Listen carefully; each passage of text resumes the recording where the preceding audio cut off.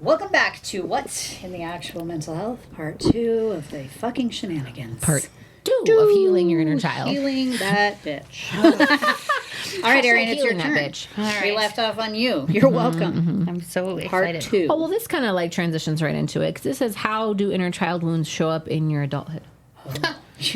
And then it gives examples like difficulty setting boundaries, fear of abandonment or rejection, perfectionism or chronic shame, I'll take 2 scoops, please. trouble trusting others or constantly needing reassurance. 6 scoops of that. 6 of those.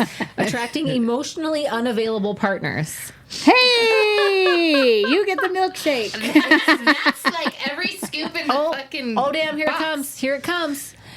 Explosive emotional reactions or emotional numbness.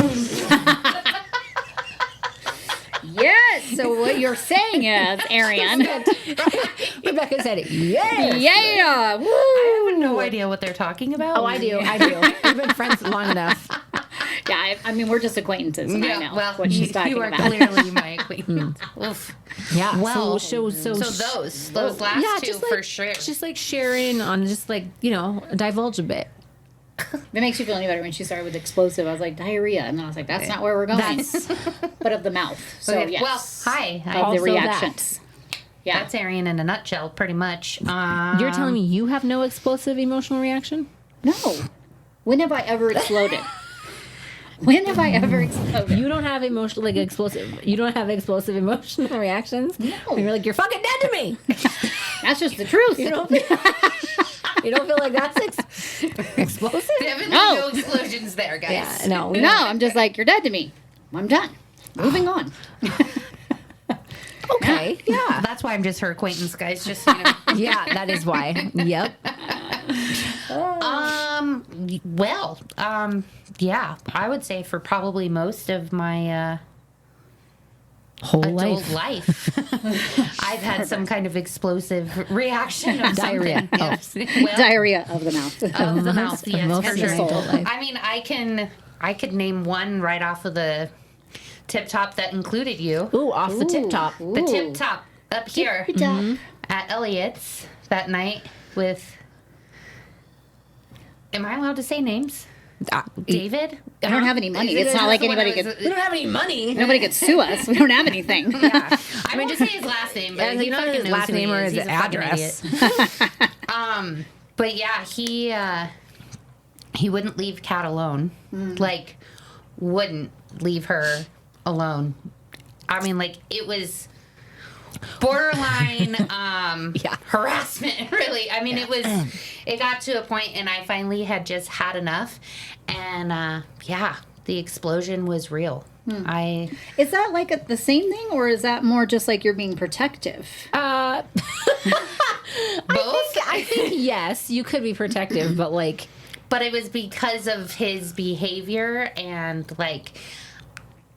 I looked at things on a different end, and like my dad was very, when he was with my mom, was very suction cuppy, very like pushed boundaries, did all the things that like he didn't want, or she didn't necessarily want to do, but like she kind of sometimes just did it because she knew like it made him happy and like it made the family dynamic be a family dynamic.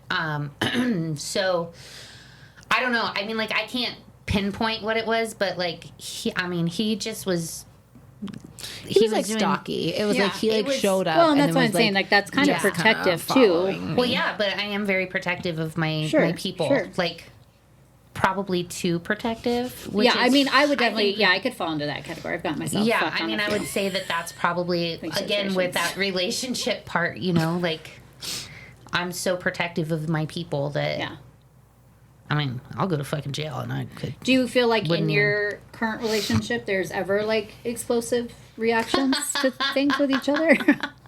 But, okay, yes, I guess. Yeah, there sure is. Yeah, I was like, okay. I mean, I would say that there is on both of our ends. I think that, you know, him and I are, spicy. yeah, we're spicy, we're spicy humans away from each other and then like together. So yeah, I mean, there's definitely some spice in there. A lot of what him and I do, we talk a lot of shit to each other, but a lot of it is in fun. But yeah, there has definitely been some times where there has been some major explosions.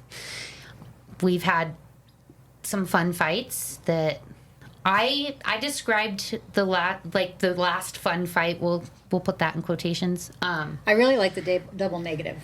Fun fights. Yeah, fun fights. And we talk fun shit to each other. Well, we talk a lot of shit to each other, but it's usually in good fun. But anyway, Real fun. Yeah. It's usually in actual fun. Some fun. Yeah, It's some fun. because we're assholes.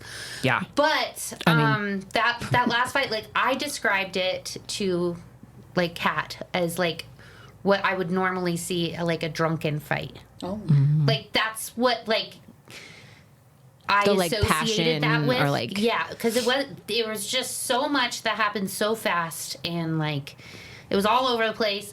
We said things that like didn't make any sense that just came out, and we had to heal from that. There was a lot of healing that needed to be done from that, and possibly even still trying to figure out that. But I also have been in so many terrible relationships that I think that I immediately just revert. Like they're just gonna do that. He's gonna do the same thing they all did, and so like I put up a wall, and sometimes that wall, like he was able to knock that wall down faster than anyone has ever been able to, I would say. But it can go up just as fast, you know, if not faster. And so that was like that night, that fucking wall was sky high again, because I have to protect like myself, and I said things that I shouldn't have said, and I'm not going to say that like and I was very explosive and very quickly. Like it went from 0 to 90 in like 30 seconds. So when you think of that moment and like putting that wall back up, what is it you think that inner child in you and that moment needed to not have to put that wall up? Oh, damn. Oh boy. Yeah. Does she have your insurance card? That's like a therapist question. that was a therapist question. Yeah. Let me just. I did not know we were doing therapy today. You fucking should. I know. I'm Why here. don't I do this? What did my inner child need? I know. I hate when she fucking asks that. Yeah, it's such an ugly question. I mean, I guess like my inner child, I guess for that specific situation, needed to still be just to still know that he loves me, just because you know, I'm the one who thinks if we're fighting, you don't love me anymore. Because my dad, when my mom and my dad would fight, they would go away. He would go away for sometimes months, weeks, whatever. So like I immediately just believe every fight that I'm ever going to be in that you're leaving me. Right. Because so I would say that, and I mean, he got out of the car and he walked home. We didn't speak for quite a while. Like it was, we spoke the next day, but it was ugly and it wasn't pretty. But like him walking away was big for me. Me driving away was really big for that, because like that's when that wall went up. Because what do you think your inner child needed though from you, not just him? oh fuck, ew. I don't know the answer to that. I mean, probably the same thing. Just to know that, like, I won't abandon yourself. Yeah. Because, I mean, I've definitely done my fair share of abandoning me. Yeah. In many different ways. Yeah. I've done drugs. I've done all the things. I've eaten myself stupid. I've definitely. So, like, yeah, when you're in that, I would just say probably the same thing. Yeah. Yeah, because typically, and that's kind of the reason I was asking, is that typically the abandonment issues that we carry are our own abandonment issues, right? Which is why then a lot of times when people abandon us, we get very angry, not just at the person that does it, but to us as well, because we've abandoned ourselves, whether it's in boundaries or, you know, typically I wouldn't allow this person to do it and I allowed it for 6 months or whatever that may look like. But sometimes that's exactly what it is. Yeah. Oh, damn. Yeah. Well, I hate it here. But yeah, so. So what would you change going forward so that doesn't happen again in your relationship for your inner child to feel that abandonment? Well, I mean, as I've gotten older, I feel I am a lot less explosive. 20 years ago, I was a very different person. 15 years ago, 10 years ago, I was a very different person. I think that I'm a lot more level-headed. I'm not completely level-headed by any stretch of the imagination, but I believe that I sit back and I kind of listen and I watch before I just go off on something now. I think that I just needed to do that in that moment and just know, like, and sometimes, like, I just need to remind myself, like, this is not the end all be all just because you're in this argument. And I mean, it's one of the best relationships I've ever been in, but we're still human. Yeah. And we're not perfect by any stretch. Yeah. And I've basically been, like, besides, like, small little weird situationships or relationships that didn't have big parts of my life, I was pretty much single for, like, the last 15 years. So I'm also, like, learning how to do all of this. And same with him. He hadn't been in a relationship for the last 5 years before him and I got together. So we're still learning all of this together. Right. Sometimes. So. Well, and allowing to recognize too that every relationship you've been in before, you're bringing some of that baggage with you. Oh, yeah. You know, I tried telling him to that each other. beforehand. Just so you know, I suck at this, so good luck. Okay, so I'm going to ask you both to do an activity. Oh, I know. Are you doing it with us? No, fuck no. I got to keep my eyes open for this. So you close your eyes for this if you feel Oh, comfortable. shit. If you feel comfortable. If you feel- Rebecca, well, that's why. Because you wouldn't I close your can't. eyes. I did the other day. Oh. Like this, just one. That's eyes, Rebecca, eyes. Well, they're so big they don't close all the way, anyways. Okay. Okay, my does shit's sleep with closed. her eyes. Yeah, eyeballs close your open. eyes. Okay, my shit's closed. Okay, I want you to think about yourself about the age of 5 or 6, and I want you to picture the bedroom that you had when you were around 5 or 6, just the door. I'm just going to start with the door that led to your bedroom. And I want you to picture yourself walking towards that door and opening the door. And inside you can see your childhood room, whatever that looks like, whatever's in there. And in there is you at the age of about 5 or 6, just sitting there. And I want you to walk over and sit next to that little child. And just to yourself, ask her what she needs the most from you right now. Oh, my God. I'm so uncomfortable. I know. You're welcome. And allow her to tell you what she needs. What she needed the most, especially at that time at 5 or 6. And what would have felt kind. And what would have felt better from an adult in her life to have given her at that time. And allow yourself to sit with her and to tell her that you are sorry that she didn't have that then, but that you are working on her having it now. And give her a hug. And then walk out of the room and tell me how you're feeling. I feel gross. Yeah, Arian looks like she's going to murder me. Oh, a little teary. I did not. I didn't tear. I almost said, okay. I mean, you look like you're tearing. Yeah, my eyeballs got wet. That's what she said. That'll be $11.99. Oh, that's really funny. Yeah. So that's like a tiny piece of like how you can work on your inner child healing. It's fucking gross. Yeah. You're welcome. That like super translated to like my thing was like I needed like safety and structure. Mm-hmm. And that immediately like translated to like, that's what I want to give my kids. Mm-hmm. Like, that's what I'm doing. And I think maybe that's like why for me, it's like so triggering right now. Their dad has some things going on, like life changes. And there's not like a lot of structure, and there's not a lot of like predictability right now in his like household, and it really irks me. Mm-hmm. Like it's super frustrating for me, and there's literally nothing I can do about it because it's his household. But that was like that. I think is why I get like so frustrated when like there's not a lot of structure or predictability, like for my girls. Yeah. I get angry. gross. Yeah. Yeah. So like that made me not necessarily like almost like hyper focused on that for them. Yeah. What do you got? How you feeling? Cat goes.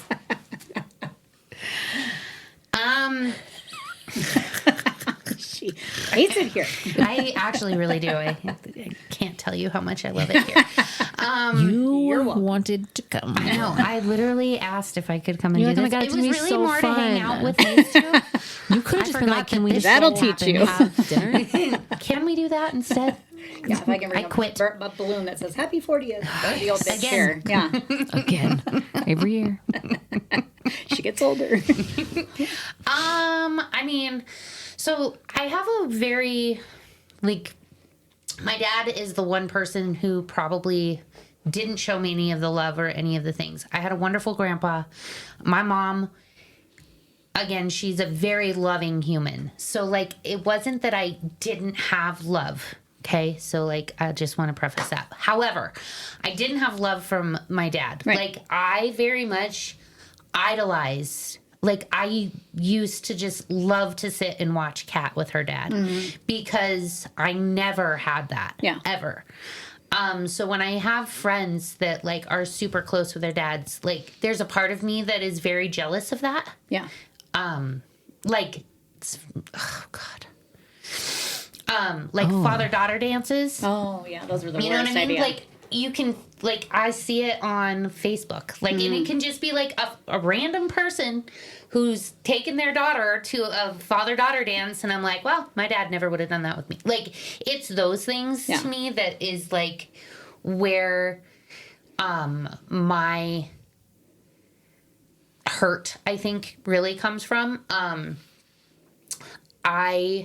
And what I have really aimed to do, like, as much as I do not like AJ's dad in probably every way I can, I very much support the relationship that they have.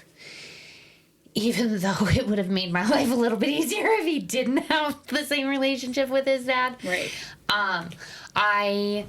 I mean, we've done every birthday together. We've done Christmases together. We did Thanksgivings together. This year it was a little bit different because I actually have a significant other now, and we're now trying to navigate that in a different manner.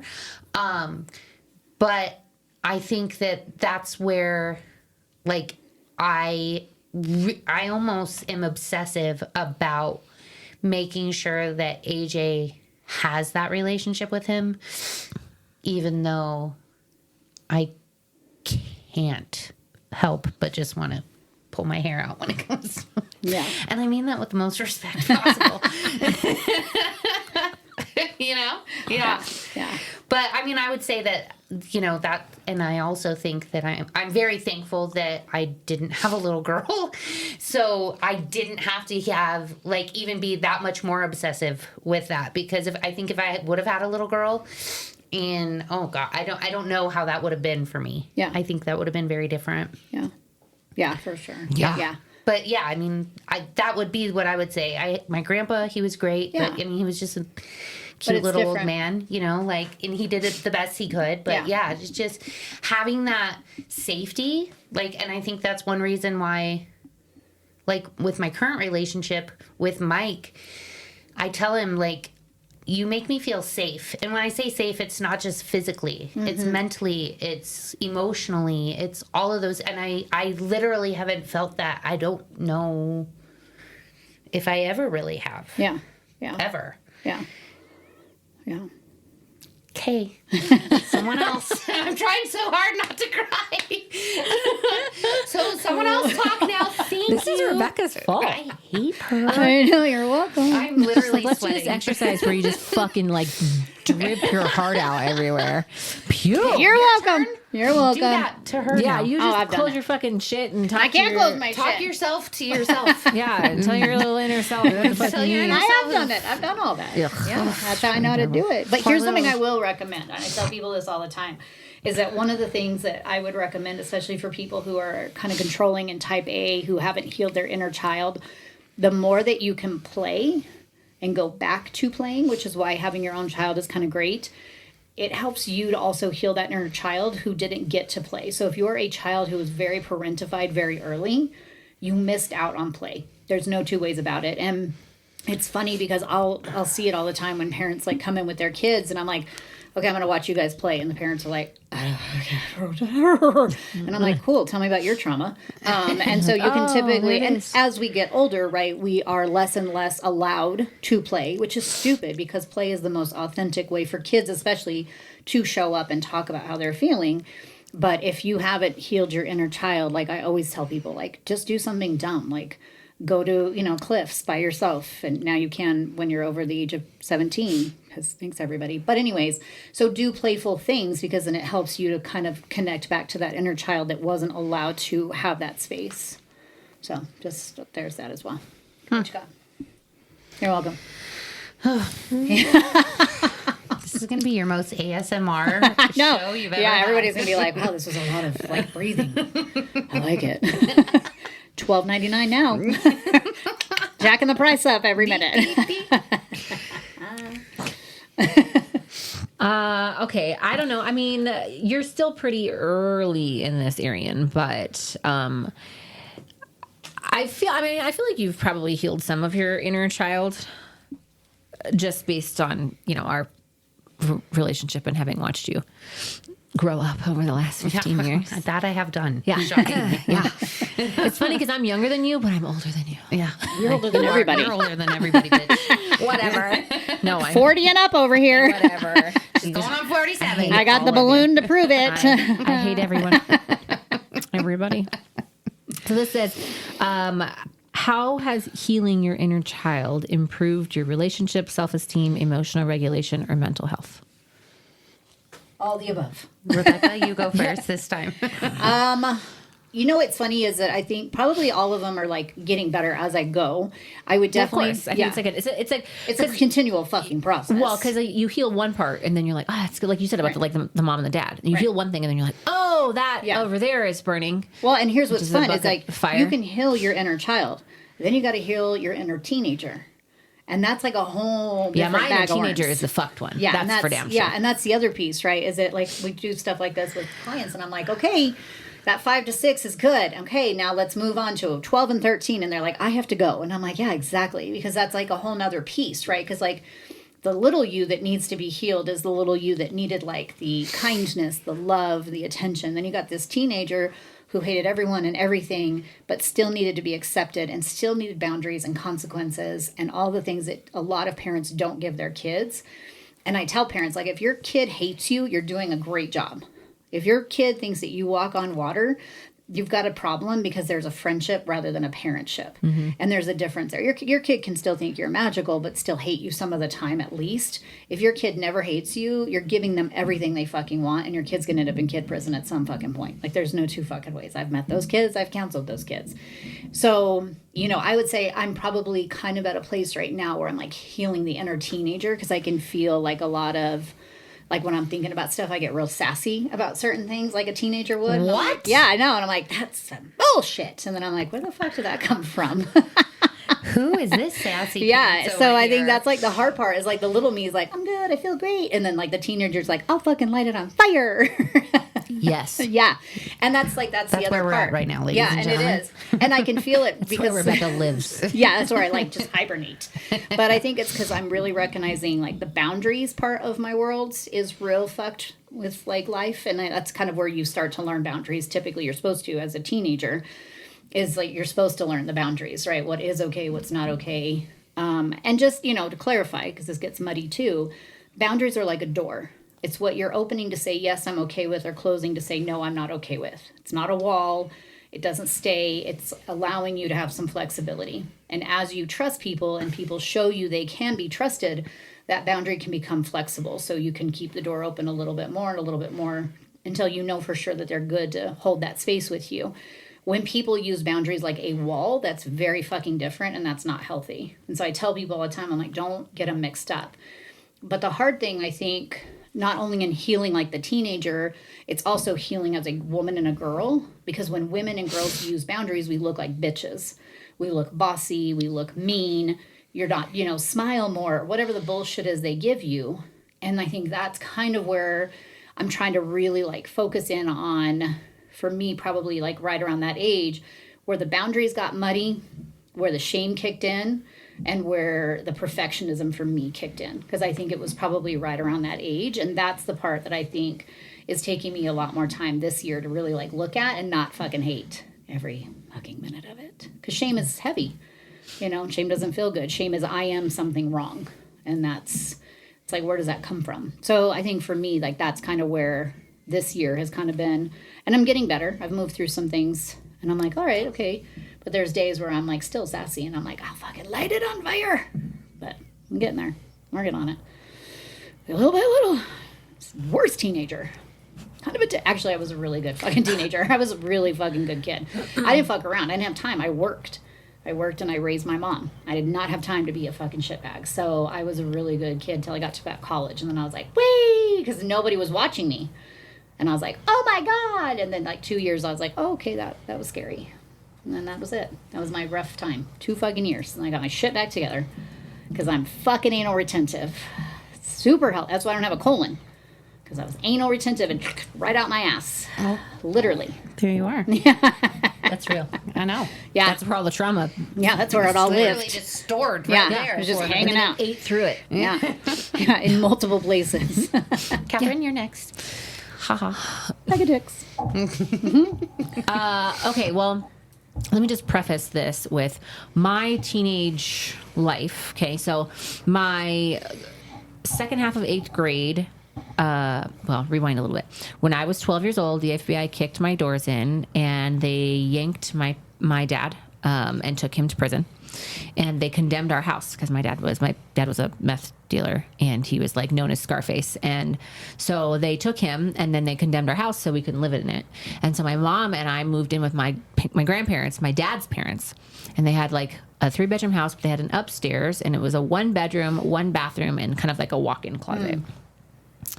So they took my dad into custody and then there was like, sentencing in time, whatever. So they released my dad to my grandpa, his dad.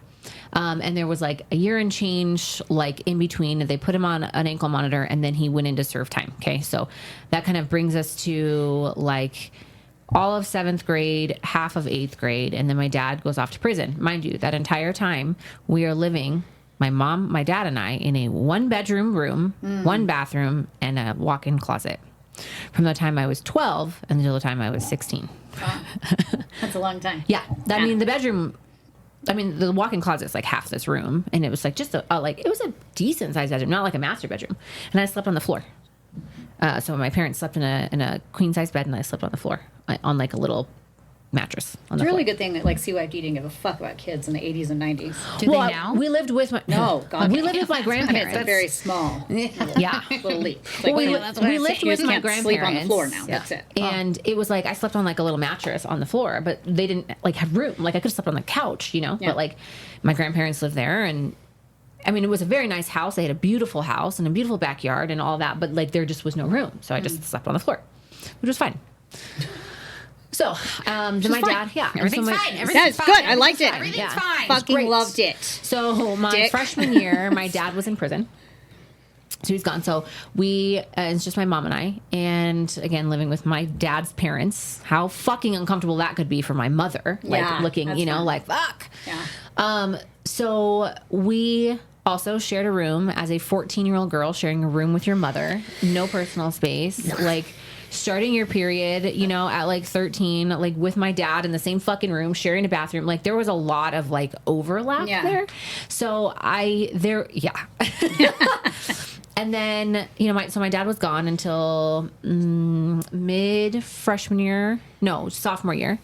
And then we moved back in. He moved back in with my mom and I, and we lived there until we were 15, until I was like 15 and change, when they finally bought their first house, the first house they ever owned, sober, legal. And that's the house that my mom lives in now. And it's tiny, but I have my own room, which is fucking exciting.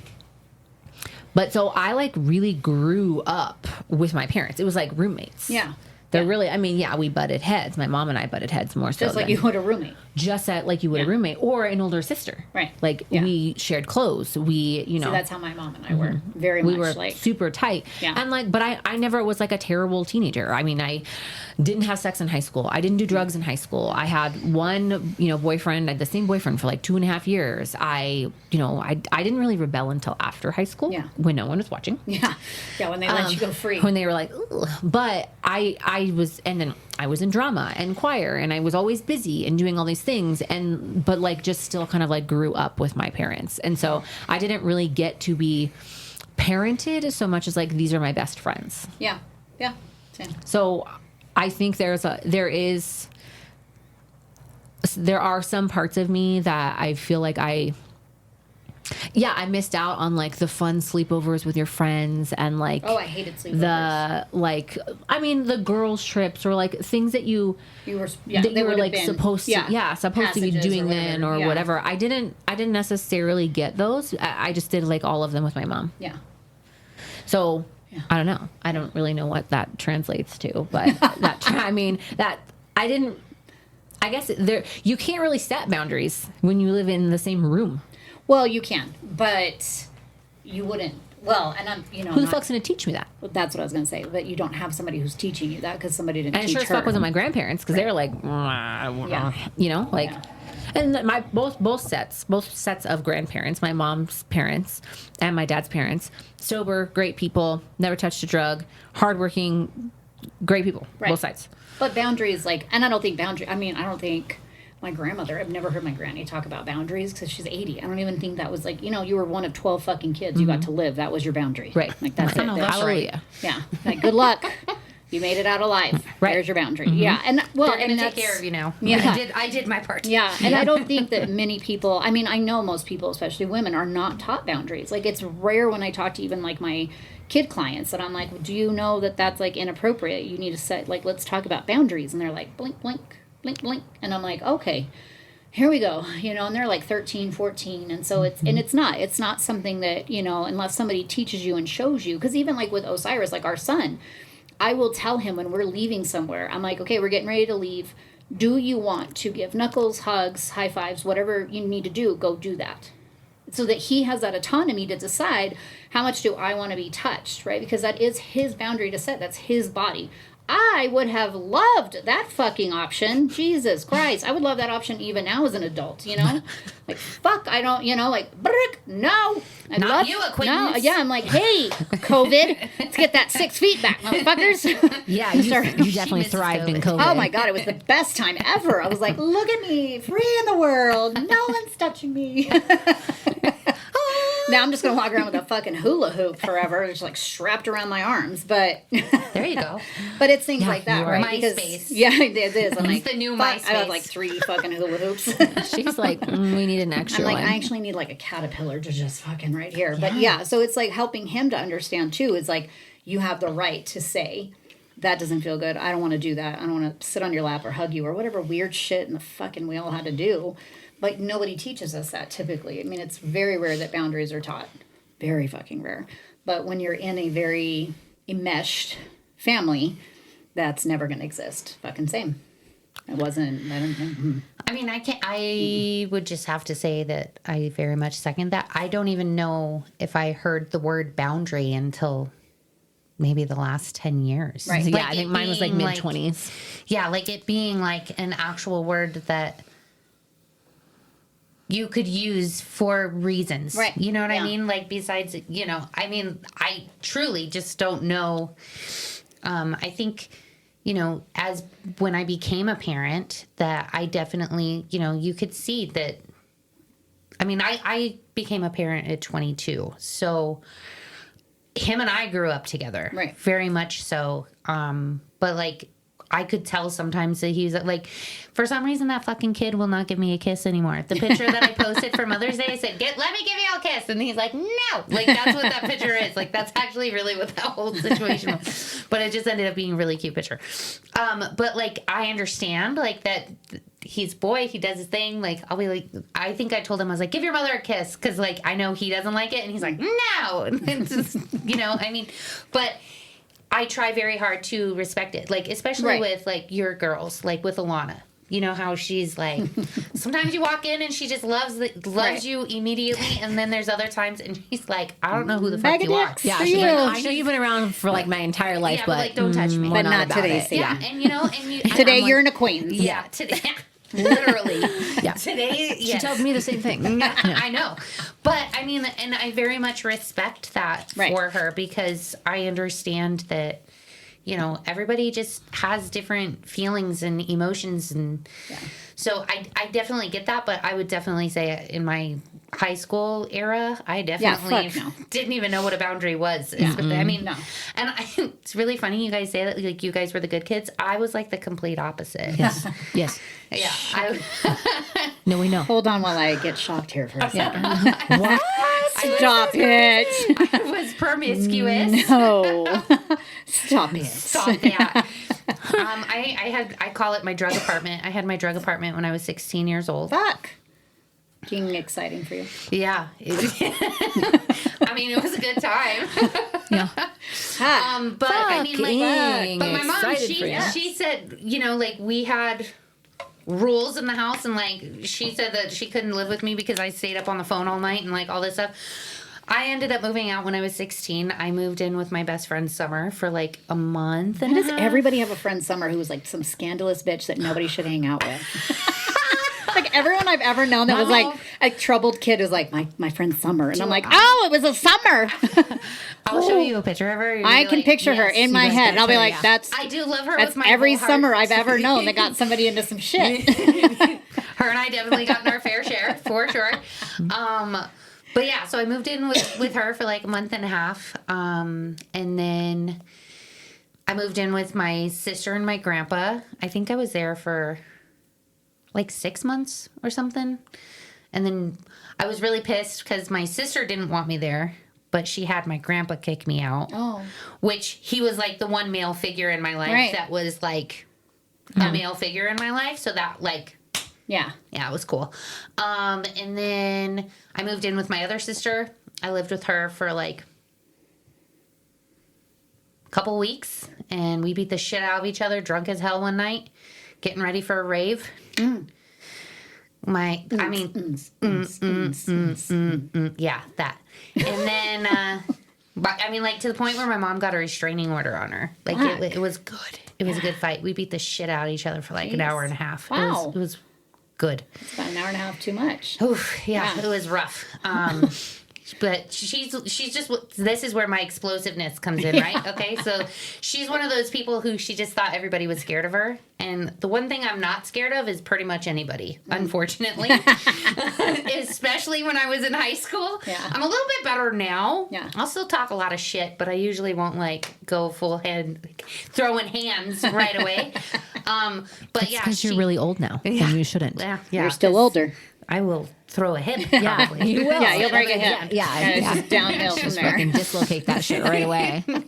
But yeah, I mean, and like, so she just was being a dick, and I was like, I don't know who the fuck you're talking to, and it is just started literally rolling around her apartment for like what felt like years. It was terrible. But then yeah, and then the next day, instead of my mom being like, well, why don't you come home? And I love my mom with my whole heart. But like, she was like, let's go get you an apartment. Oh, and she funny. literally got me an apartment in her name. Wow. And That'd have been nice. I didn't have to pay for it because I wasn't 18. Yeah. And my obviously wasn't my name. So she paid for it. I very quickly went into a different crowd of drugs in that. I basically lived Yeah, I with can't my imagine a Yeah. 16-year-old with their own apartment Yeah. where that's going to lead to anything but fucking debauchery. Correct. Which all of it was Yeah, pure because then everybody debauchery. around town's like, guess who's got their own apartment? Yeah. I basically lived with my drug dealers. Oh, that's fun. So I got pretty much anything I wanted for free because they had a place to stay. Yeah. And yeah, so it got good. Yeah. Yeah, at 16, 17. It's so funny that you had rules. Which it's funny to like hear you like, oh, I had these rules, and I'm like, I don't think we have rules at my house because I would have been the one setting them. So that's weird. Yeah, see, like, I mean, I didn't have like a whole lot of rules. I really was like the one that I didn't have a curfew. The one rule my mom always told me before there were cell phones. I know that's weird to a lot of people, all but the that kids, did actually happen. all the young peeps are like, wait, what? Yeah, I forever. literally, Had carrier pigeons? she would tell me, you can go out, you can have all the fun you want. I don't really care, but you have to call me like as you move. So like once you get to a party, you need to call me and you need to let me know. And then when you leave that party, you need to call me and you need to tell me you're leaving. And like I literally would go to the person whose party we were at, because house parties were a thing back in the day, and like we hardly got in the trouble that everybody gets in now. I would literally be like, "Hi, can I borrow your phone?" And they're like, "Why?" I'm like, "I have to call my mom." And people would make fun of me all the time. I'm like, "Guess what, bitch? I'm still out. What are you doing? You're hiding. My mom knows where I am, bitch." You know what I mean? How funny. So that was like my one rule in regards to that. But she just hated that I would be on the phone past fucking 9 p.m. when she wanted to go to sleep, and she is a very soft sleeper. Anything will wake her up. Funny. And she was like, "Arian, you keep me up all night long." And I'm like, and this was obviously before texting was a thing. So yeah, I'm from the old days. I don't think I went to one party until I was in college. Oh wow. I think maybe that's not true. I went to one and it was so miserable. I was like, I have to go home. Somebody broke out a window in somebody's car and I was like, this is bad. I gotta go. I had 7 MIPs before. Oh I was my God. 21. I didn't even drink until college. This bitch. Yeah, I think I went to like 2 parties in high school. Yeah. Well, that were like, so, okay, I was a drama kid, and so we used to have like drama parties, and like, we'd have like thespian parties and choir. Those are not the same parties. They're not. No, that's what I mean. Like, They're not. Those, yeah, but like we weren't doing drugs. Not even close. Yeah, you guys are doing drugs, and I'm like, okay, I'm gonna act like Macbeth, and then like you 100%, be Lady 100%. Macbeth, and it's I'm, gonna be amazing. covered in Rave. fucking glitter That was our from rave. whatever. Yeah. I'm like, okay, I'm gonna sing an octave above yours, and you sing an octave below, and we're gonna like rock this bitch. We're And gonna Aaron's like, I'm gonna harmonize. do some coke. Hold on. Hey, that was my favorite. I always had rules, and my dad was very quick to enforce them, drugged out of his skull or not. Yeah. See, I don't. Like my parents, like I I mean, remember the rules were definitely from my dad. My mom would help to enforce them, but yeah, I mean, I had like, you got to call this time. There was like certain places I could spend the night, even like 9 years old or whatever. You got to call me when you leave here. You got to call me when you get to the next place. I never in high went school. anywhere. I just went to school and work. Well, I mean, even like in go middle school, like when my parents were still fucking drugged out of their skulls, and I had like, you can't, like, he never let me wear like super short shorts. I wasn't allowed to wear makeup. He was always like, dress, like conservatively, or don't let your goods hang out all through elementary, middle school, high school. Didn't matter if he was doing drugs I guess or not. I kind of did when I lived with my grandparents. There were definitely rules, and then when my mom married my stepdad, there were rules because he was he was a parent, and so he very much was like, we're gonna have rules. He was also military, and so he had fucking rules. And I was like, yeah, you can eat a bag of dicks, because I was 15 when they got married, so that was fun. And I guess my grandparents. I mean, they were just like the makeup thing. Like I remember being little and Granny was like, "The fuck you will," and she let me wear like the clear mascara, and I thought I was so magical, and like stab myself in the fucking eye. But once like we moved out with them, and it was like I was like 8 years old until my mom married my stepdad at 15. I don't remember having any rules, but I didn't really I didn't go anywhere. I was taking care of her. I was fucking taking care of me. I was working. I started working when I was like 11. I started like 10, 11 babysitting, and then I started working in the medical field like at 12, 13. So I didn't go anywhere. I had no fuckeries to get into. And then when other people around me would be like crazy, I was like, I gotta go. I gotta go to work tomorrow. I can't fuck with this shit. So you and it's so funny because I always say that about my husband too, because he was like a partier and he was like the cool kid. He was on the football team.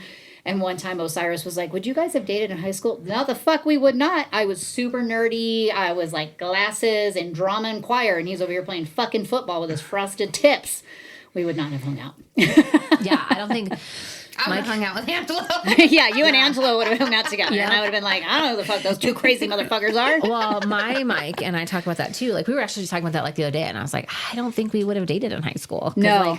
like, I mean, we may have been friends because I was never like mean, and I was I wasn't like wildly popular, but I also wasn't like unpopular. I wasn't like in the nerdy group, even though I was very drama and quiet oriented. I was probably like somewhere in the middle, you know.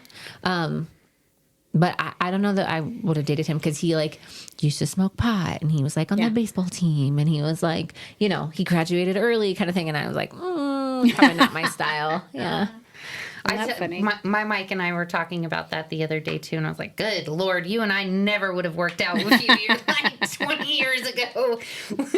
I mean, I don't even know if I would even looked in his direction 20 years ago. Same. Yeah, I mean, funny. but yeah, I mean, and he's a very different version of a wild child than I am. I just was like party girl. Like, I tell everybody all the time that I love drugs. I know that. It's not like I don't do them anymore because they're fucking terrifying. But I mean, back in the day, I loved them. Like, and it wasn't, I thankfully never went down like the addict way that easily could have taken me many, many times for that matter. It's not like it was just like during my drug apartment. I had stitches for many moons until I had my kid. And honestly, I say it all the time that AJ saved my life. Yeah. Because I was drinking, I was partying, I was doing cocaine, I was doing all the things pretty much until I found out I was pregnant. That's why they say you picked your parents. Yeah. And your kids picked you. Well, thank God he picked me because we needed to fix this because otherwise it would have been way worse. I could imagine that I might have gone down a different path for sure. Do you think that like some of that came from like unhealed? Yeah. Probably what all of What have you it. been asking that question for? Why are we going back down this path again? We can go down there, but like, we mean, do you think that some of that came? Because some people don't realize it. Some people are like, oh, I don't put, like, no, I just was having fun. And it's like, No, the fuck you weren't having Like, fun. sometimes. You were I mean, rebelling I was having a good time. and shitting all over any kind of boundary that somebody was trying to set for you. We were all seeking validation in one way or another. Come on now. Come on now. Stop that's it. why nobody's going to give you their copay. Yeah, no. Terrible at this. That's why you asking that. We all You're know that. terrible at this. Oh, fucking. but yes, I think I wanted to fit in. I mean, yeah, wanted to fit in with somebody somewhere somehow. Right. And by the time like I started all of that, my dad was very much out of the picture. Him and I stopped talking when I was 13. So, and that was a very ugly way of us not communicating anymore, and that was.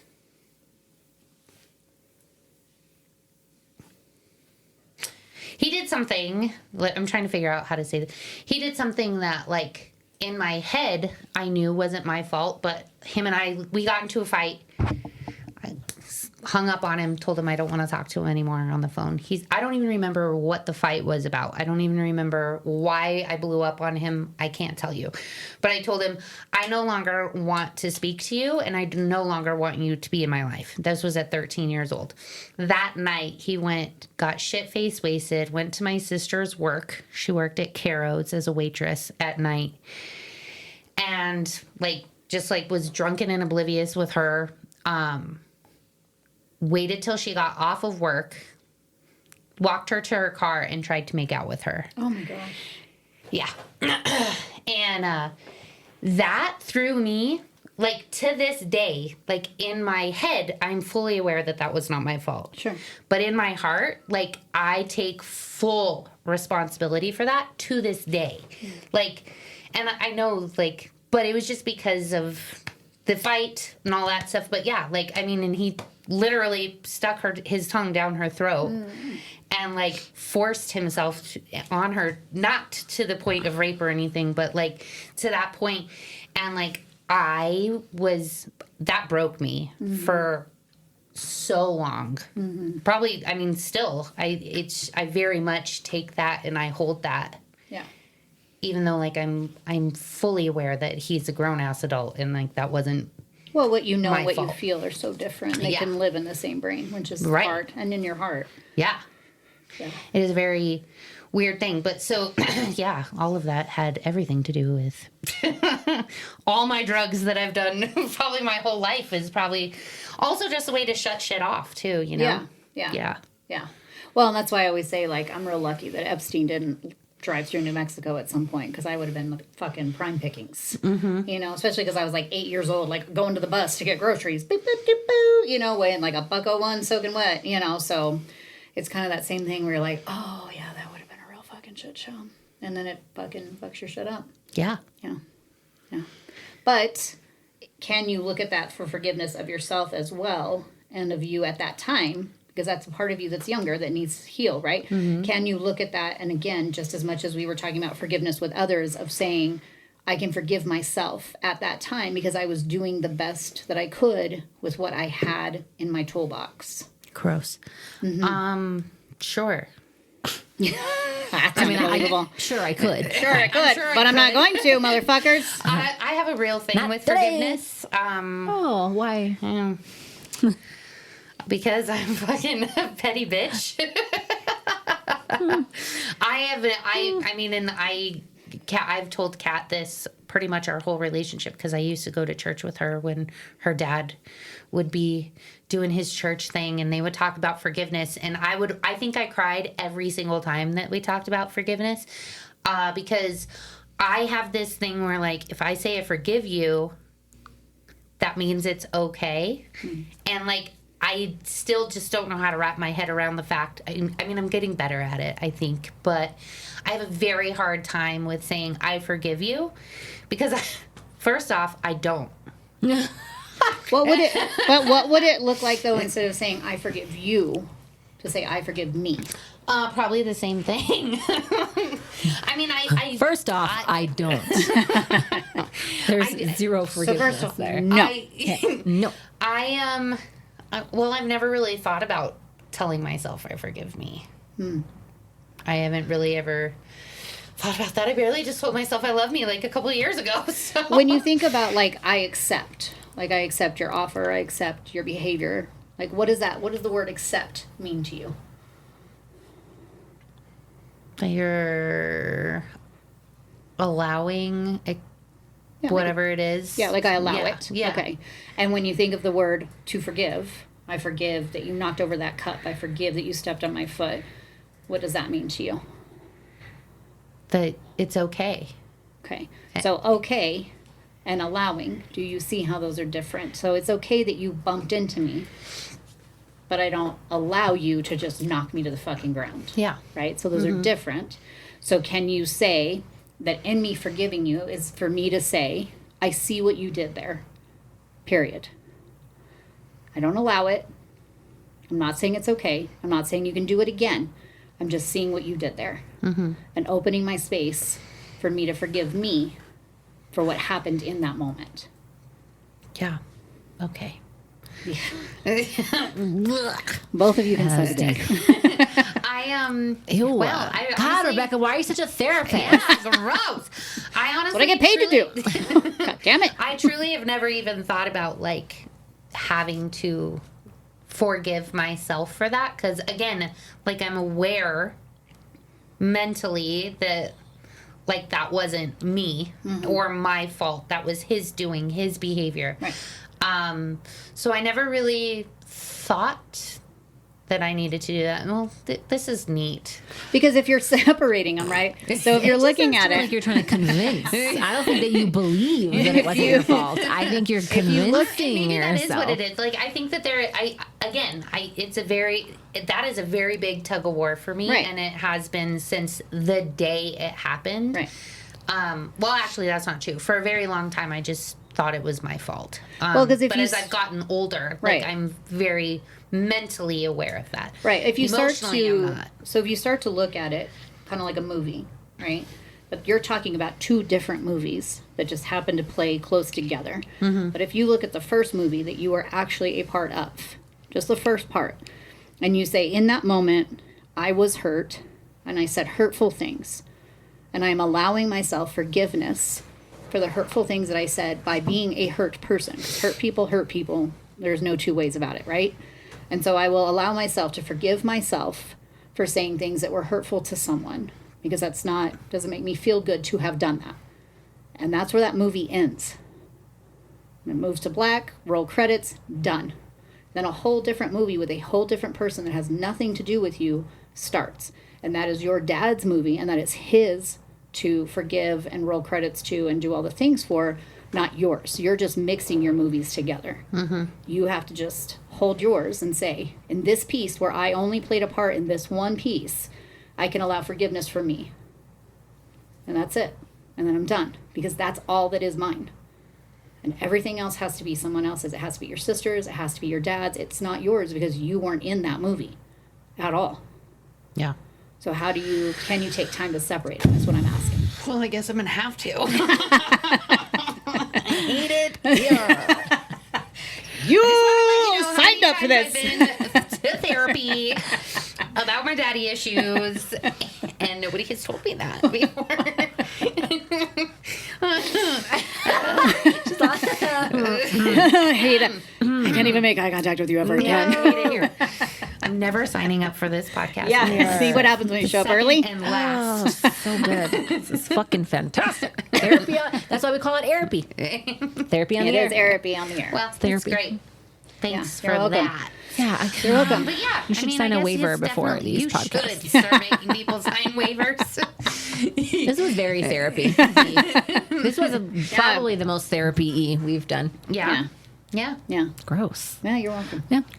Sometimes Thanks, I show the fuck up. therapy acquaintance. Yeah, exactly. That's why I only therapize my acquaintances.